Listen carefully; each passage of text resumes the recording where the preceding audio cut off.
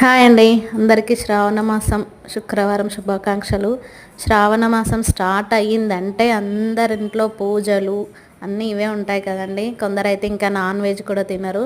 Non veg తినకపోవడానికి మీకేమన్నా కారణం తెలుసా? నాకైతే తెలిసింది చెప్తున్నాను.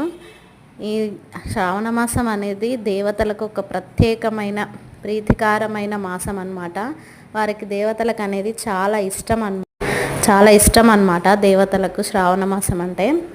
అందుకే ఈ మాసంలో ఎక్కువగా పూజలు చేస్తారు. దేవతలకు ఇష్టమైన ఫుడ్ కూడా చేసి పెడుతుంటారు.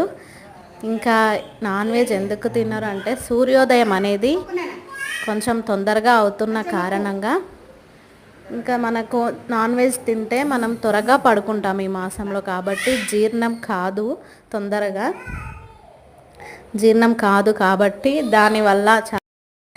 దానివల్ల హెల్త్ ఇష్యూస్ వస్తాయని చెప్పి తినరనమాట. ఇంకా నేనైతే ఈరోజు